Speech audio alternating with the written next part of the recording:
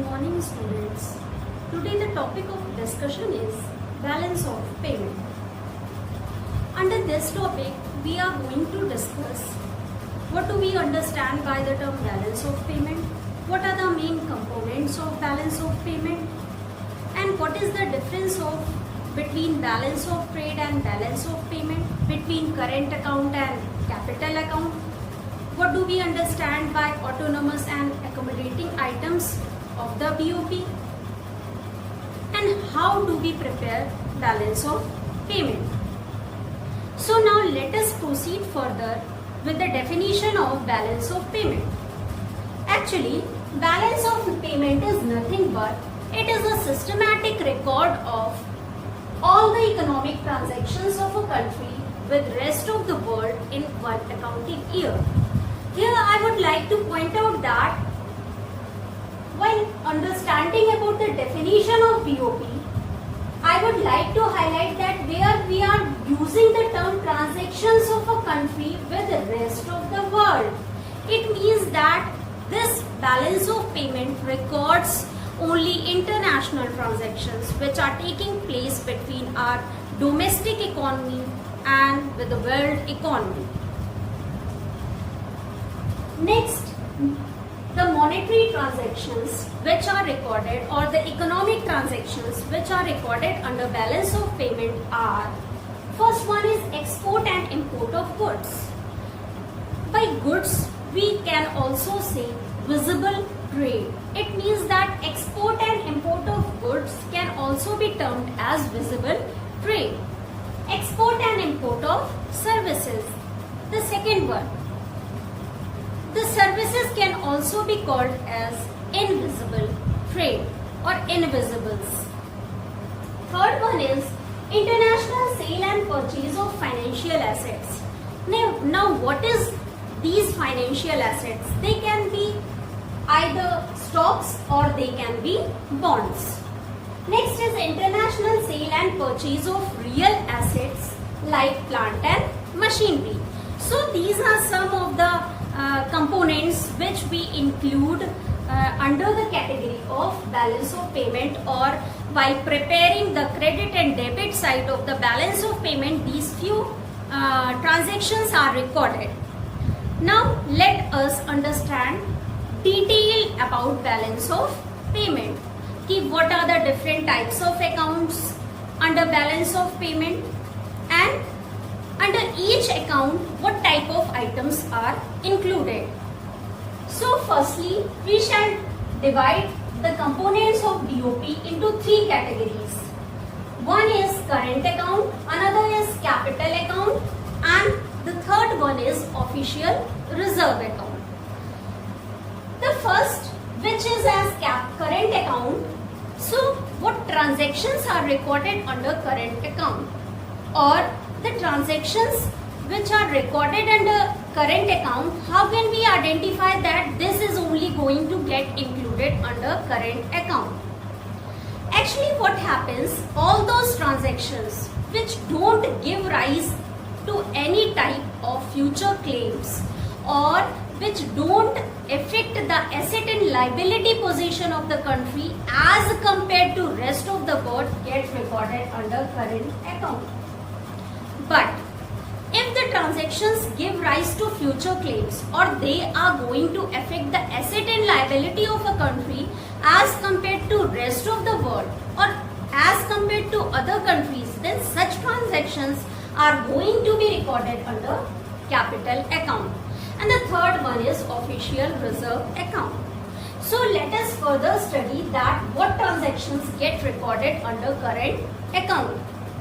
First one is export and import of goods, that is visible trade. Next is export and import of services, that is invisible.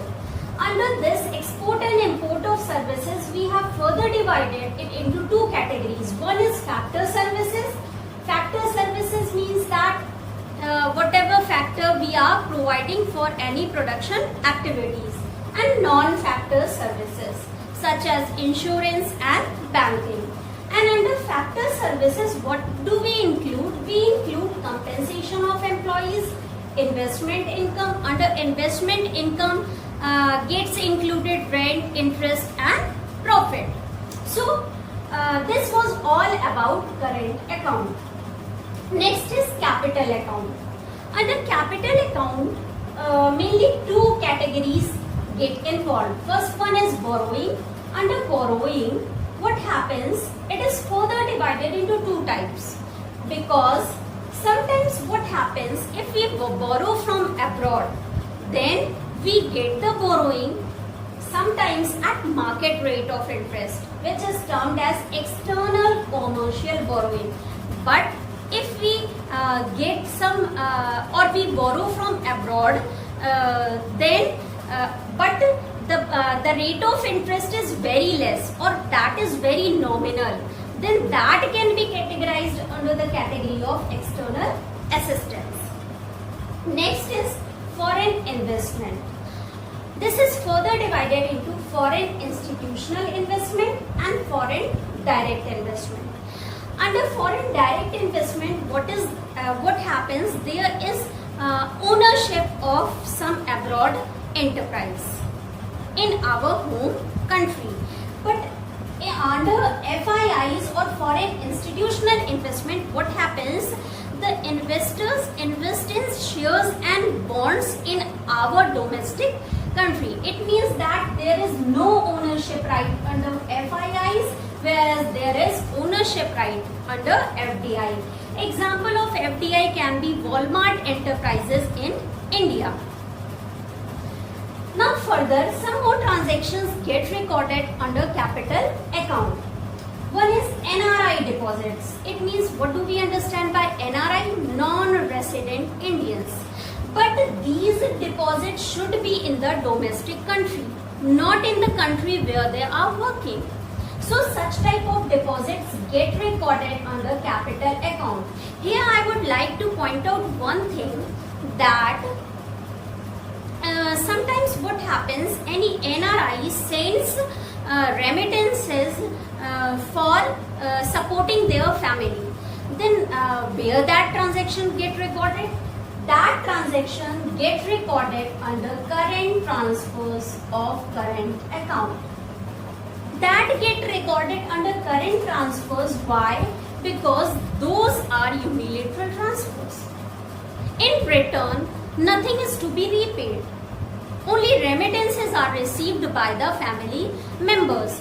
But if that is NRI deposits in the domestic country, then that will be recorded under capital account. Why? Because that is going to affect the asset and liability of our domestic country as compared to the other country. Next is banking capital. So banking capital includes all the foreign assets held by the commercial banks. And the third one is short-term trade credit. Short-term trade credit means that if some transactions are taking place, some international transactions are taking place between two countries, but the payment is not being done at the same moment, then that gives rise to short-term trade credit. So that gets recorded. Now the third main component of balance of payment is official reserve account. Actually, what happens, the overall balance of payment is reflected through official reserve account of central bank. If the overall balance of payment is positive, then what does this mean? This means that there is increase in official reserve. But if the overall balance of payment is negative, this means that there is decrease in official reserve. Sometimes what happens, official reserve account, in spite of showing a separate account, gets included under capital account. In that case, what happens, balance of payment always balances. Neither there is deficit nor there is surplus. But how this happens? Actually, what happens, if there is increase in official reserves, then that is shown by a negative sign. Note it down here. If there is increase in official reserve, then that is shown by a negative sign. If there is decrease in official reserve, then that is shown by a positive sign. And that's why when it gets included under capital account, then there arises no question of either surplus BOP or deficit BOP, and BOP is always balanced. But if it is shown as a separate account, then what happens?